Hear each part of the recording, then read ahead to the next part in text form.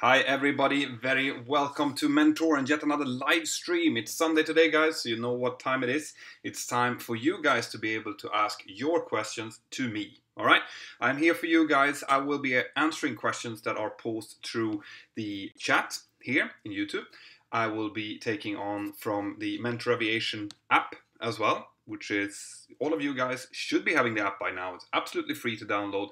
And if you put a little alpha and mentor in it, it will send me a message and I will see that and I can answer that question for you. And as always, I will guarantee to answer all the questions that are posed to me through the super chat. The super chat is that little $ symbol that is just next or just below the chat in YouTube. It's not available in all countries, but in most countries it is, and it sends a little bit of money to the YouTube channel. So that will help me to buy stuff and go to cool places and interview cool people and do stuff for the channel. And also, I will be, and I've told you this before, I will be doing a crowdfunding campaign coming up very soon because I am looking into building out the Mentor Aviation chat to become a social hub for all of you guys, all of you existing pilots that are looking for jobs, people who are looking for flight schools, and aviation fans that just want to talk and share pictures and share links and news. This is what I'm going to do, right? But it's going to cost quite a lot of money. So I'm going to have to do a crowdfunding campaign. So I hope that all of you guys who are watching this could go in and maybe send in €5 or something once the time comes. And you know, if enough of you guys do that, it's going to be enough to get this this app and the web page that's going to be connected to it up and running, guys. So that's what I'm hoping. Justin Thakur, first in the super chat. Thank you very much. Let's see what Justin is saying, or Jatin, sorry. Jatin, love your videos. Huge fan, by the way. In which country do you live? And I love your videos. Well, I am Swedish, but I live in Spain, or in Catalonia, as it might be called very soon. Yeah, so I've been living here for about 3.5 years now. My wife is from here. She's from Catalonia. And my kids are quadlinguals. They're speaking Swedish, English, Catalan, and Castellano at the moment. So a very international household indeed. Right, more questions here. I can start to take some questions from the normal chat here. How do you even catch up with everything that air traffic controllers say? That's a good question. Now, in the beginning, this is actually a fairly big problem for people. You know, when you're doing your flight school stuff, you get used to the ATC environment around the flight school that you're flying. But as you're starting to fly internationally, so for example, the cadets that are coming in and doing training together with me, they all have a bit of problems, especially with different dialects and stuff. But the key is that you learn what you expect to hear. Okay, so in different flight phases, you're expecting certain clearances. So you learn how to listen for your own call sign, and then you'll be learning how to, you know, basically you're expecting certain things to come out, which means that it'll be easier to respond to them because it's all following a very, very set pattern. It's not random. And then as you practice this, you get better and better and better and quicker and quicker and quicker. So it's all about training. You know, there's no way around it. There's no like magic button you can push and suddenly be good at RT. It will come with loads of training, guys. And as always, that's what you're going to have to go through. Do you speak Spanish? Bueno, hablo un poco de español, pero no tan bueno, solo un poco. I can get by. I can get myself, basically I can survive if you leave me somewhere in Spain, but I'm not as good as I should be, and it's something that I am a little bit ashamed of, to be honest. I should be much better, but the thing is, in my occupation I only speak English. My wife and I, we speak either Swedish or English to each other, and everyone here speaks Catalan, so it's hard to get the Spanish going. Right, I'll take some questions from the Mentor Aviation chat, as this is how it looks when I get the messages, and that's how it's going to look when you guys get messages as well. If you sign up, you get the app, and you sign up there, you register, then people will be able to send push messages to you. So maybe you're having a conversation with someone, and they can put a little alpha on your nickname, and you are going to get a notification that someone wants to talk to you in the chat. So that's how it works. So that's why it's good to choose a nickname that is kind of short, because otherwise people won't remember it. Let's see. So Captain Adam, Mentor. If it was, let's say, a Qatar Airways pilot on an Airbus 320, would they allow you to switch to an aircraft such as an A380 or 777? Yeah, when it comes to moving aircraft, you tend to move within the aircraft family. So, for example, if I would apply for a job in Emirates or something like that, it's likely that since I have 737 experience, they would put me onto the Boeing 777 fleet. But it's all depending on where they would want me. So they would, if they want more people at that time onto the Airbus fleet, then I could go there and they would retype me. And then I would probably move maybe from an Airbus 330 and then up to a 380 or something like that. So you can move within the family and you can move across the family. It's just a matter of how many type ratings you're willing to go through. Right. Marius, hello. Bang on time. We've just started here. Alexander Karlsson wants me to speak a little bit of Swedish. Och naturligtvis så kan jag prata lite svenska om du vill det, Alexander. Men de flesta kommer inte förstå vad jag säger. Så jag kommer gå tillbaka till engelska nu.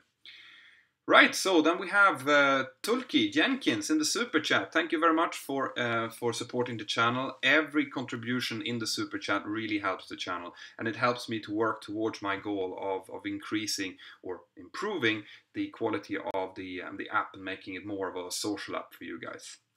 So Tulki, do pilots get time off for family deaths? Can they replace the pilots at very short notice? It must be hard to work safely when grieving. Yeah, you have you do get what's called compassionate leave. Okay, so if a close family member dies, like your spouse, your children, your parents, your brothers and sisters, or something like that, then you will be getting time off. There is stipulated how many days off you get for a funeral and stuff, but basically you're right, you can't work safely if you're grieving. So you would go to your base captain or to your closest pilot's boss and talk to them and say, listen, I don't feel ready to work. I'm going to be gone for a week, for 2 weeks or whatever. And I would say in 100% of cases, they would just grant you whatever leave you need in order for that to happen, because safety is our primary concern. And also, we're people. Just like everyone else, we want to, we have to take care of our families, and we're subjective to things like this, to grievance, to psychological problems and stuff like that. So, yeah, the answer to the question is yes, you would get that. Joseph, Melvin, thank you very much for contributing. And by the way, guys, I have a Patreon page. I know I've showed that to most of you guys before. My Patreons are helping me to preview my videos, for example, and also my top rate Patreons. We have some Skype call outs, some hangouts and stuff. We can schedule a meeting and hang out and talk about their goals and about aviation or basically anything. And if you guys are interested, there you go. Patreon.com/Mentour Pilot, and you'll find it there, and you can take part of the support crew. And I'm also using them quite a lot to ask about things. Should I be posting this video? Is this video interesting? What do you like about it? Should I do something different? So I'm using that crew to improve on the channel. So if you want to take part of that, then check Patreon out. Jatin Thakur in the super chat, how many hours of experience do you have? I actually haven't summarized my logbook, which is probably something that I should do, but I have a little bit more than 10,000 hours, of which a good 9,800 almost, or 9,700 is on the 737. So all of that is on the 737. Good evening, Joan. Joan Schumacher is in the super chat. Thank you very much for supporting and contributing, Joan. I'll take some more questions from the Mentour Aviation chat here. Is flight simming a good way to train handling a plane before flight school? No, it's not. All right, so it's not a good way of handling. Okay, it's a good way of system understanding, of using the autopilot, of understanding how all of the systems are connected. But when it comes to actual handling, you cannot prepare in a flight simulator because it's going to be completely different, right? Unless you're in a level D flight simulator, it will not handle like the real aircraft does. So a home computer simulator, it will give you an idea of what you're supposed to do, but it will not give you any feeling for how it's actually going to be in the aircraft. But like I said, it can be good, and I used flight simulators when I was doing my IFR training, for example, to practice procedures NDB holdings, VOR holdings, ILS approaches, just to understand how the systems are working and how the instruments come together, and to improve scan and stuff like that. For that, it's very good, but not handling. Right, more questions then. I see there's loads of questions coming up in the normal chat as well. Do you play FSX? No, I don't play FSX. My wife would probably kill me if I got home from work and started playing flight simulators. So I'm not doing that at the moment. I might be doing some of that just to show you some stuff, which when I don't have access to a simulator, I might be doing some video sequences where I'm showing a little bit of how it's done. But normally, no, I'm not doing that. What's the youngest age you can be a pilot? Please answer. I've been waiting for ages from Oh My God News. Well, the youngest pilot, well, basically, you need to be 18 to lift the commercial licenses, okay? Some airlines have 20 or 21 as an age limit, but we would, in my airline, you would be able to start working if you have all your licenses and everything when you're 20. You cannot become a captain before, I think, you're 21. You need to be, in order to lift the captaincy in my airline. This differs between different airlines, but basically look at 18 as a very young age, right? But most people, they go through their schooling, they maybe take a degree or do their GCSEs or A levels or whatever you're calling it in the UK, and after that they start with the training. So I would say most pilots are probably around between 22 and then upwards when they start their commercial career. I was 20 myself when I got my first airline job.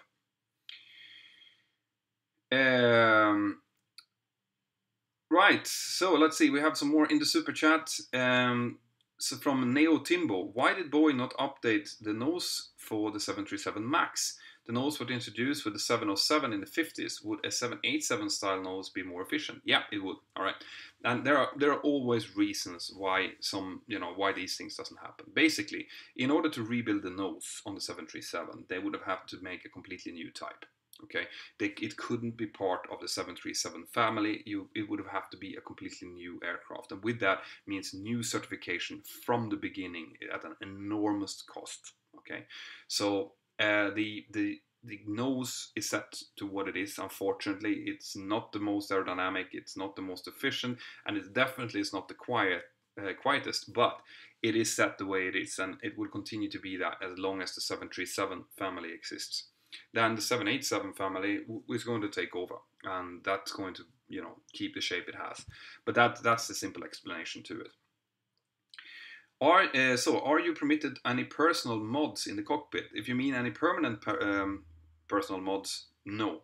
But I have seen people who are carrying like stuffed, like toy monkeys and stuff, and hang them up, and have things that they put up on the windshield to keep the sun out and stuff like that. But you can't do any permanent modifications in the cockpit, obviously, because you can imagine how that would look when you have a fleet of maybe 300 aircraft, and there would be little nooks and pins and stuff everywhere. So no, that's the simple answer to it. So Densino, sorry, yeah, Densino. Hi, Captain. How many go-arounds are you allowed before diverting? Good question. What we do is we do 2 go-arounds, all right? If it's due to weather, okay? So if let's say you're coming in and the weather is quite poor, we do 1 go-around, we do a second attempt. Now, if we want, in order for us to do a third attempt, we need to have a 50% improvement in the weather. So if you had 550 meters. Now, for the third attempt, you need 1100 meters, okay, in order to start the third attempt. If there is no improvement, basically, that means that you do two attempts, and then you divert, unless there is a significant improvement. But if you have done a go-around, for example, because you were not stabilized, you were hot and high when you came in, that's a different thing. Then you can do a bit more, but you shouldn't need more than 2 attempts anyway, if that was the case. So 2 attempts, then a 50%, or was it 100%? Oh, well, I'm going to check that out, but it's a 50% improvement of the weather before you can continue with something else. Great question, by the way, because this is something that people don't really think about all the time. So, more question then from Svarasi. Would you recommend the airline pilot job to your children? Good question. I would say yes and no. Okay, the airline pilot job, it's depending on how they are. abilities, if I think that it would suit them or not, and what their interests are. If they want to become pilots, then I will support them 100%. If they want to do something else, then I'm going to support that as well. I'm not going to push them. The airline pilot job is can be quite demanding. It can be quite demanding on the family life, for example. So I will probably sit down and have a talk to them, just like I talk to you guys on my podcast, and explain, whether or not it's a good idea, whether, what's the pros or what's the cons, and then have them decide. So I will definitely take up the things that are negative as well. It is a good job, but there are plenty of good jobs out there, and some jobs are good for some people and not great for others. So all of that would have to be discussed, but the main core thing here is that if my children want something, just like your children or you or anyone watching this, if you want something, you go for it. Life is too short. That's it. Mentor, do you think that the pilot demand is going to be high? Yeah, at the moment the pilot demand is going to be very high. All right, this is as close to a pilot shortage that I've ever seen in my career. During 15 years, I've never seen so many companies hiring at the same time with so many new aircrafts coming in. However, this I always say when I talk about this, this can change overnight. Okay, that can change with a major bankruptcy.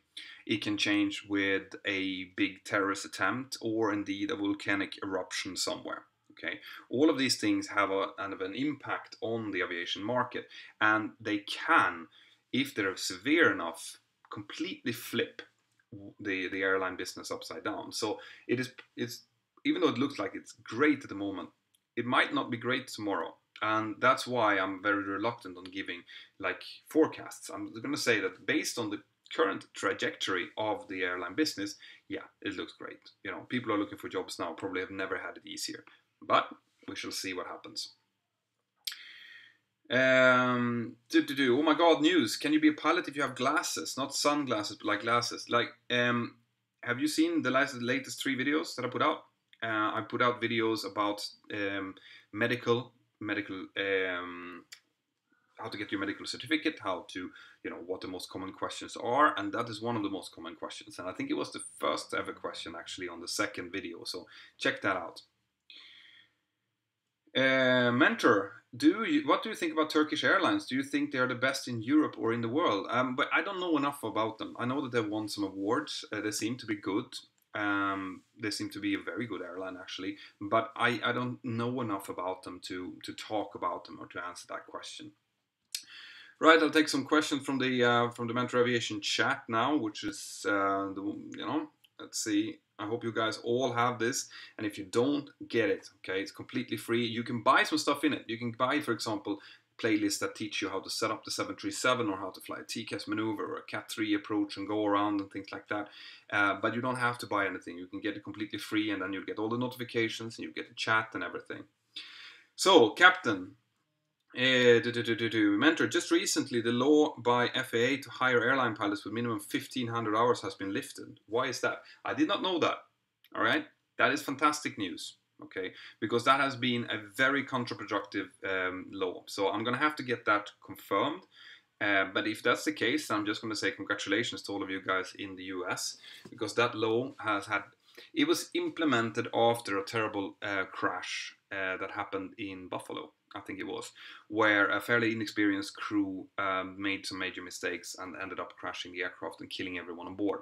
After that, the Congress was led to believe that by raising the minimum required hours to 1,500 hours before you can get an airline job, that would eradicate these problems. Now, what they didn't look at was the fact that both of the pilots involved in this had way more than 1,500 hours, had nothing to do with that. Okay, so it's been a very strange law to start with. We haven't had it in Europe. It's worked perfectly okay. So if it has been lifted indeed, that is probably because the pilot shortage has started to become acute for some of the regional airlines in the US, and this is the only way to get a hold of loads of these pilots that are just sitting working as flight instructors just to build hours to get up to that 1,500 hours, which has been a pain, a real pain up until now. Right, guys. So let's see. More questions in the super chat. I'm getting quite a lot of questions now, guys. So if you do have a question that you want me to answer, then use the super chat, and you will be supporting the channel as you're doing so. What is the trickiest airport that you regularly fly to? Well, I don't fly to that many really tricky airports. We used to fly to a Italian airport that was called, now let's see, can't remember the name now. It's just north east of Rome. But we don't fly there anymore, so it's not really an issue. You know, the airports are built to be not that tricky. The ones that are really tricky tend to be the ones up in the mountains, like in the Himalayas and stuff like that, or with mountains around them. And we had an airport that I used to fly to called Toulon, which is on the French Riviera, which is really tricky. And it's tricky because you have a non-reciprocal circling approach. You fly an ILS and then you have to fly around to a different runway if the wind is wrong. Nothing ever worked there. There was always something wrong with the ILS or the VOR or the radar, and there's loads of helicopters and small aircraft because it's on the French Riviera. So that made it really, really tricky, and it was very hard flying today. You had to be really careful. Right, to Jatin Thakur, once again the super chat, thank you. Sir, whenever it say I want to become a pilot, my relatives say that that is very less scope of job. Is it so? It depends a little bit where you're from. Okay, in Europe it's very good at the moment. In Asia it's picking up a lot. I don't know about India, not sure about the aviation market there. In the US it's picking up as well. South America is a little bit so and so at the moment. So it's very dependent where you are. But there are jobs out there, and like I said in the beginning of this live stream, it's never looked better globally than what it does right now. So I would say that they're not completely right when it comes to that. What is his app called? It's called Mentour Aviation. Mentor, spelled just like Mentor here, Aviation. Okay, you'll find it. It looks like this. Okay, it's that little symbol there. Mentor Aviation. Pick it up. You get to the homepage, and here you have loads of little videos and stuff. And if you want to chat, you go into the chat and you can talk to people, and as you can see, you keep getting little notifications when people start to want to talk to you. Guys, you can find it as well if you go into my Facebook page. Just use the app, and that is, if you have an iOS device, that will take you straight to the download page. So, more questions. Mentor, is it hard to manage ICAO level 4 as a non-native speaker? I'm a non-native speaker. For me, it was not a problem. It's depending on where you come from. If you are Chinese or Indian, no, Indian is not going to be a problem, but Chinese, for example, then yeah, it's going to take a lot of work to learn a completely new language. So it depends where you're coming from. ICAO level 4 is not very high level English, right? ICAO level 4 is actually barely understandable in my view. Okay, what you should be aiming for is ICAO level 5 at least, and I am ICAO level 6. So, and I'm also I am allowed to grade people and to upgrade or downgrade people's ICAO levels when I'm doing flight checks on people. So I am a language assessor, and I'm thinking about actually. I have a few things that I would like to do, guys, and especially now in order to finance this project that's coming up. I'm thinking about doing some classes, maybe, where people can sign up maybe for half an hour and just speak aviation English to me, just speak about it for a fee, and then I will be able to tell you afterwards what you need to improve, you know, where you should be working, if it's good enough or if it's not good enough, and where, you know, where what you should be aiming for. Would that be something you guys would be interested in? Just write yes if that's the case, because and then in that case I can just set up like webinars and start doing something like that. It would be cheap, you know, but maybe I will take 5-10 people at a time. Alexander would like so. That's good.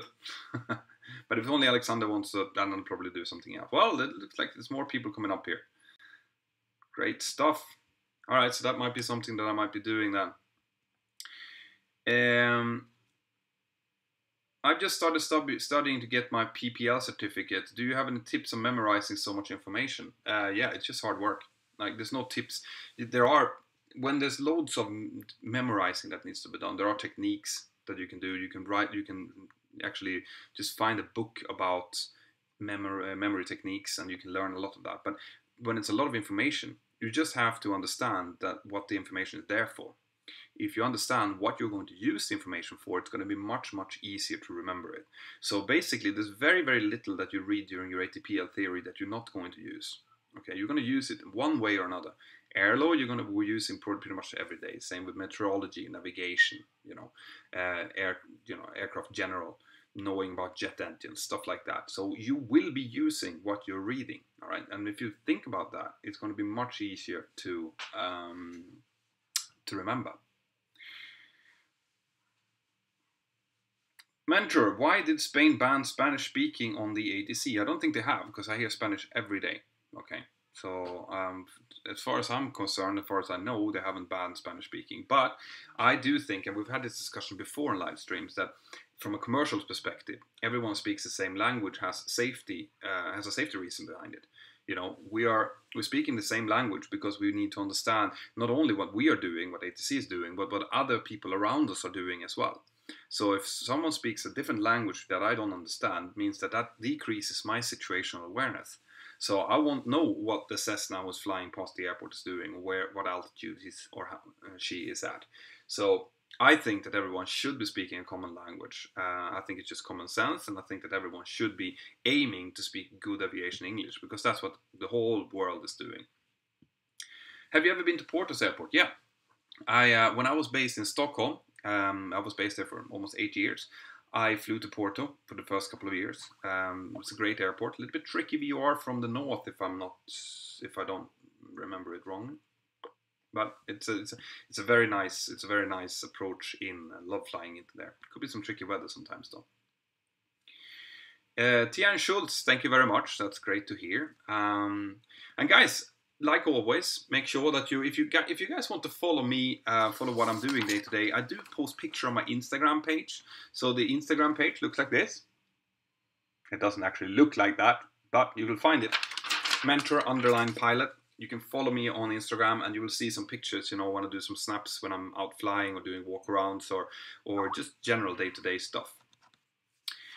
Right, let's see. So my app developer has just contacted me here. He wants to know what kind of features I want in the continuation of the app. And here's where you guys come in as well. I am thinking, and give me some feedback on this. I'm thinking of making the app a bit more interactive. People should be able to direct message each other. Okay. I also want people to be able to upload aviation photos. So, and also to grade those photos so that the best photos will be shown at the top and then down, and then they will all disappear after maybe 3 days or something like that. But I want to be able for you guys to be able to share your aviation picture. And now I'm not only talking pictures from the cockpit or pictures of aircraft, but everything that is remotely aviation related. I also want to make job listings and school listings and have connections to the schools, so that you guys, instead of asking me which is the best flight school, you should be able to go in to your region and find whatever schools have been signed up to the app, and then get in contact directly with representatives of that school. Now, does that sound good to you? Would that be an app that you'd be interested in? Also, there should be news, all aviation news, positive, constructive, and actually correct fact-checked news, because I don't want fake, I hate to use the words, but fake news in that. But if you do like it, right, just write yes. If you don't like it, write no and tell me why, so that I get some feedback onto this, right? Because I am thinking about doing this. It's going to be a fairly large commitment, and it's also going to most likely be connected to a website, so that you can go look at the website, look at the app, and go in between them. Okay, but as you can hear, that is probably, there's a huge work we're talking about here. But at the moment, the app it's pretty great as it is, guys. So you should be getting the app no matter what. Okay, but these are some upgrades that I'm thinking about, and that's why I'm going to need to do the crowdfunding campaign, probably a Kickstarter. And I'm going to need your support. I'm going to need you to, even if you are helping out and supporting, to share it and to spread it as wide as possible. Because I know that right now, there's 217 people looking right now. Okay. But I also know that there are millions of people who are interested in aviation out there. Hundreds of thousands that are actually pilots, millions that want to talk and see and view and share aviation. That's what I want to do. I want them to have a place to go to, an app to go to. Okay. Damien is on the super chat. Thank you very much, Damien. Hi, I love your app and channel. Thank you. One suggestion I have is a search feature for the chat, so you can browse previous conversations about topics. Yeah, and this is also something that's going to come in. All right, I haven't done specific topics yet because there simply hasn't been enough users. We're up to around 10,000 users at the moment, which is good. Not all of them are active in the chat though, so the chat is kind of moving along at a fairly, okay pace, but not a very high pace.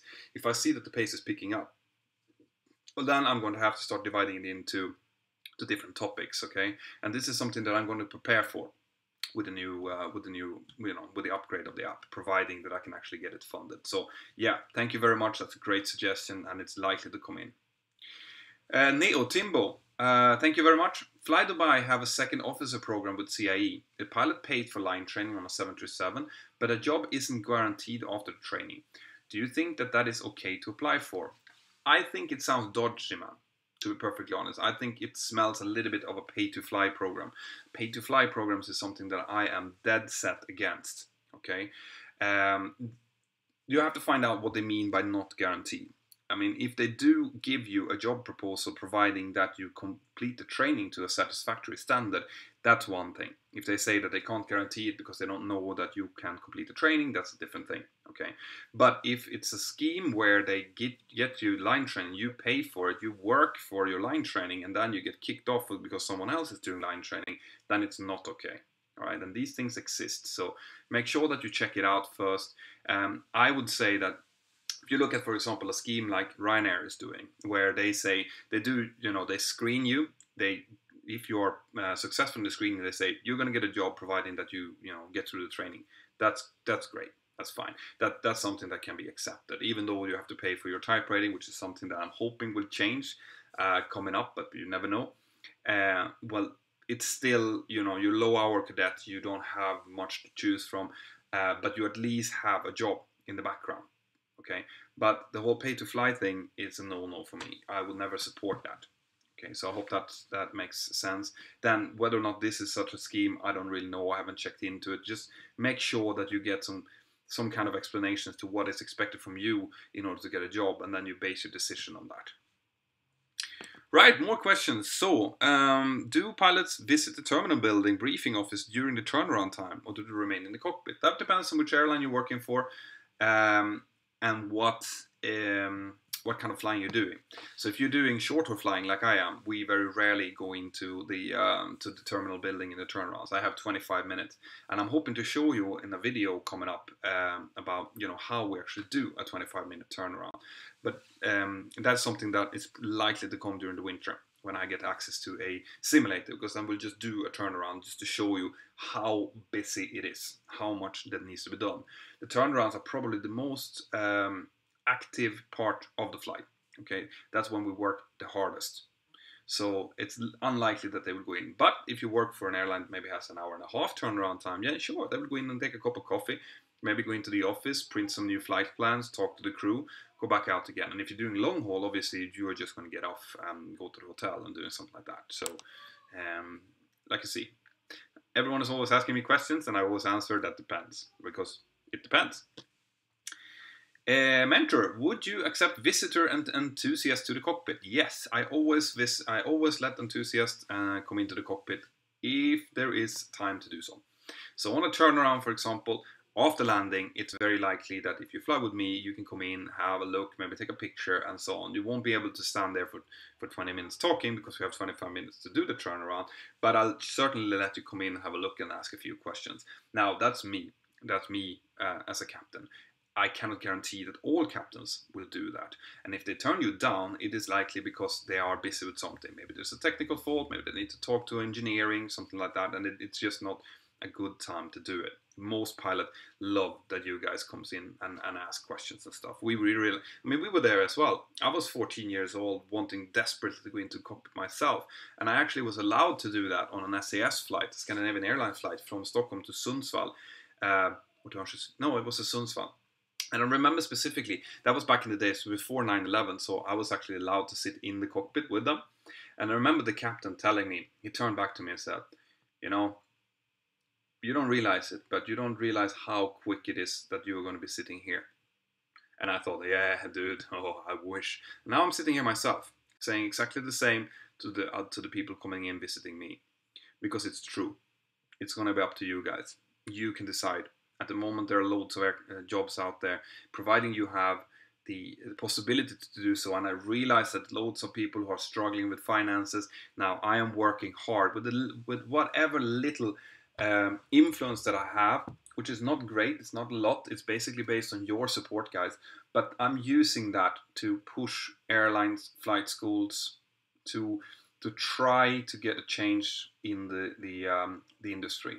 You know, with the looming pilot shortage, it is more likely that airlines are going to start to do the kind of schemes like Titan Airways did, that I did a video on a few weeks back, that Ryanair has been doing with their APS scheme, that they will start to take people in, start to take up a little bit of the financial load, and bond people to stay in the airline. All right, that's what I'm pushing towards, because that's how it used to be back in the day.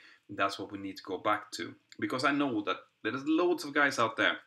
You who's watching this now, you know I'm talking to you, who are struggling with finances but would make an absolutely fantastic pilot. Okay, we want you guys in the cockpit, and I need to find a way to get you in there. Okay, and the only way to do that is by convincing the airlines, convincing the flight schools, the organizations out there, that the switch, the financial pressure switch, has to be moved over to the industry. It has to be taken from the individual and put onto the industry. That's the only way of doing it. John Staniszewski, a little bit different questions on the super chat. Which fighter jet would you like to fly? Well, the Gripen, the Swedish, what is it called? The JAS 39 Gripen. I would like to fly that because it's from my home country, because it's cool.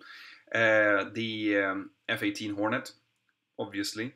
Anyone who has been seen Top Gun, my whole generation of aviators would fly that aircraft.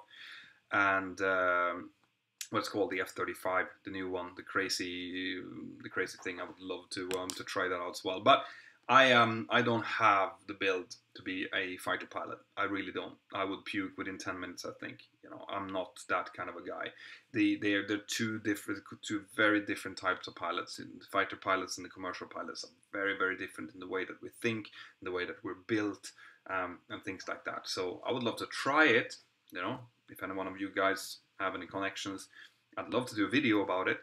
We could call it See Mentour Pilot Hurl or something like that. But unlikely that's going to happen. Do you like the Eurofighter? I do. But, you know, fighter aircraft is not my forte, as you've probably already seen. How much HP does an APU of the Boeing have? HP. All right, I'm fresh out with what you mean. That's probably very obvious when you say it, but just translate that around for me. So, what school did you finish your training from? I did my training with Scandinavian Aviation Academy in Sweden. They're still there. That's where I did the medical doctor video, which I'm hoping that you all have watched, because I did it all for you guys to answer all of your most common questions. So Scandinavian Aviation Academy, you know, I very rarely endorse flight schools because I need to be, okay, how many horsepowers? Okay, I have no idea, because you don't measure jet engines in horsepowers. It's a completely different. We measure in thrust. Like you can't convert the two. Okay, so unfortunately I have no idea. Anyway, like I was saying, I very rarely endorse flight schools. All of you guys who've been asking me what's the best flight school in the world, can you tell me where I should be going? You don't get an answer from me, for the simple reason that in order for me to tell you that this flight school or that flight school is good, I have to know that they're good. I can't do that by reading their pamphlets or checking their website, because if you go into any flight school's website, they're going to say, we are the best, we are the greatest, we give you this and this and that. No, I need to do that research, okay, first. So that means that whenever you ask me that, I'm going to say, you're going to have to do this research yourself, because I am working full time as a type rating examiner, instructor, line training captain, line pilot, and I'm doing this, so I don't have time to go out and research flight schools. But I can say, a Scandinavian Aviation Academy, which I've gone to myself and done their training, they are doing a good job. Okay, so I have no qualms about saying that they are a good flight school. But you will very rarely hear any kind of endorsement like that from me without me actually going visiting. Now that means that when the app is up and running, I am going to take in flight schools into the app. Okay, I'm going to accept flight schools to advertise in the app, providing that they can prove to me and my team that they're actually good. And that's going to also involve you guys. So I'm going to need you guys to go in and rate. If you've gone to a flight school and you think they're good, like we did a few months back, well then I need to know that so I can invite them into the app. Because only good flight schools that can be recommended by their students should take part in any of my apps or anything that is associated with the Mentour Pilot brand. Okay, and I hope that makes sense. Right, what do you do if both engines fail after V1? Well, it depends where I am. If both engines fails, I can't do much but try to stop. Okay, I can't. The aircraft will not fly without an engine. So, if I'm on the runway, I will stop. If I've just taken off, I will try to stop. I will probably overrun. It will probably lead to that, but it's still better because it's going to be close to an airport, where we have firefighting and stuff like that. But there's no choice here. Without an engine, you have a choice either to crash on the runway, crash next to the runway, or crash far away from the runway. There's only those choices available. If they fail at altitude, then it becomes a little bit more of a judgment call. We lose on average about 2,000 feet with a 180 turn. So if you're above, if you're at 4,000 feet and away from the runway, you turn around, you're going to be at 2,000 feet. We go about 3 times the altitude in nautical miles. So if you're 2,000 feet, maybe 6 miles, but very, very dodgy. So that means that, if it takes off and you're at 6,000 feet, then maybe we can consider a 180 turn and return. Otherwise, you're going to have to do like you guys did in your Cessnas when you took your PPL. Look for a place where you can land safely. Hopefully there's another airport around, or a big field, or a big highway or something. But you have to look at minimum possible loss of life. Right. So this is a catastrophic situation, guys. Start just like Sully did in the movies. I'll call for the memory items for dual engine loss, which would try to restart one of the engines, which you do. You have some certain memory items to do that, and also start the APU as quickly as possible to get some electrical electrical power back to the aircraft, and then just try to quickly decide where to go because you don't have that much time. Not a good day in the office, I'll tell you that. Airbus 350 or the 787 Dreamliner, they're both fantastic aircraft. I don't know that much about the Airbus 350. I think it's great from what I've heard. So I can't say which one of them are better. I'd love to try both of them. So I'll take some more questions from the Mentour Aviation app here. Sir, my age is 27 from India. I want to be a commercial pilot. What is your opinion? And it's perfectly doable. Age is very rarely a problem unless you start to be, the problem doesn't come with age. It tends to come with family situation. So it's very hard for someone with with kids and mortgages and houses to just focus completely on becoming a pilot and then moving away to a different part of the world. So as you get older, it becomes harder. Some airlines and some flight schools have put in force age restrictions. I think Scandinavian Aviation Academy told me they had 35 as an inlet age, but that doesn't mean much. Okay, you're gonna have to go in and check whatever airline that you are looking into. Just if you go to the home page of each airline, okay, you'll find a career section. Okay, it's probably like company info, careers, and then you can find pilots, and click that. You will get all the information you need about what kind of restrictions they have. If you need to have a degree, if there's any age restrictions, and height restrictions and things like that. So you'll get all of the information that you need, and based on that, you can then make decisions on your flight training. So that's the, you have to start from the back there, looking at which airlines am I looking for. Okay, these are my target airlines. Do they have any restrictions? Can I apply, or do I have what it takes to apply for these airlines? If not, fix it or reevaluate. It's a decision-making process. Okay, Abdullah Yusuf, RS Aviation, do you have any idea? Let's see, Abdullah says he has asked about 20 times. Now, this is the thing, Abdullah, if you use the super chat, I will answer it, okay? But as you can see, when there's 215 people here, plus the ones in the chat, I will not be able to answer all questions. So I'm going to try to find your question here now.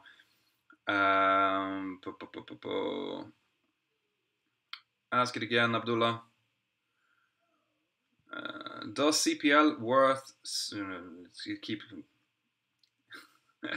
It's Davey. I have one of my friends are helping out to keep the chat clean.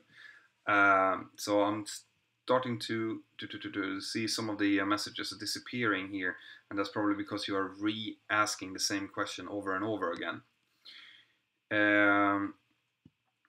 Right. If it was a question about CPL versus PPL or ATPL, then I would advise you to go in and check. I have a whole license section, so pilot licenses playlist in my YouTube channel. Go in and look there. You will have all the information about MPL, ATPL, CPL, PPL, all of that in there. So there is information to be found. Do you like chicken? I do like chicken. That's not a question I was expecting to get. Guys, we're coming up to 46 minutes now. If you guys have any more questions, then feel free to use the super chat for the last couple of minutes here. I will take more questions from the Mentour Aviation app meanwhile. Hey Mentor, I hope you're having a great week. Thank you. I have so far. I'm just going to start my early sessions tomorrow, and that's not my favorite, but thank you anyway. Would you, I would like to know, what is your limitation of liquid staff can have on board as a pilot? Is it like passenger 100 milliliters? And what's the difference between alpha valve and the safety valves? All right, so generally speaking, we as crew are allowed to take more liquid. Okay, this depends on which airport we're flying, we're using, but we tend to have, be allowed to carry more liquid through security. And otherwise, if that's not the case, we'll be able to buy or get for free water inside. Okay. The outflow valve is the valve at the back of the 737 that's opening and closing and keeping the pressurization to a preset level depending on how we're climbing and descending and which altitude we're keeping for cruise. Now the safety valves is something different. Those are valves that are there to protect the aircraft, to make sure that if the alpha valve actually closes, fails shut, for example, that it doesn't overpressurize, it doesn't pop like a balloon. So it goes up to a certain maximum pressure. Then after that 9.1 psi, it will open the safety valves and the pressure will escape to make sure that we don't damage the structure. And you have negative relief valves as well to make sure that you don't have negative pressure inside of the aircraft. So that's it. Great questions. Cool. Right, guys. So I see that the people are starting to taper off now. Thank you very much for being here on the live stream. There will be new videos coming out. And as you can see now, I'm doing both a release on Thursday or possibly Friday, depending on how much time I have. And then if I have any kind of like extra videos, like the bonus video that I just released here about how to replace a light bulb in the cockpit, well then I will release that during the weekends normally. So if you guys, if you just make sure that you've ticked that little notification bell here on YouTube so that you get the notifications when I release more videos. And also, if you have the Mentour Aviation app, you will get notifications. Whenever I do something, then I will send out a notification on the app saying, guys, I'm going to be live on Facebook in a couple of minutes. I have a few minutes over. I'm sitting in the cockpit. Go in and check out Facebook and you can be able to follow me live there. Or there's a new video coming out, check that out. Or I might be featuring some new videos or some news in the app itself. So get the app and you'll get the notifications. Make sure that you allow the app to send notification to you. It's much more fun that way. Cool. Right, so there's no more questions in the super chat, guys, so I'm gonna call it a quit there. Thank you very much. Enjoy what's left of the weekend, and I'll see you next time. Bye bye.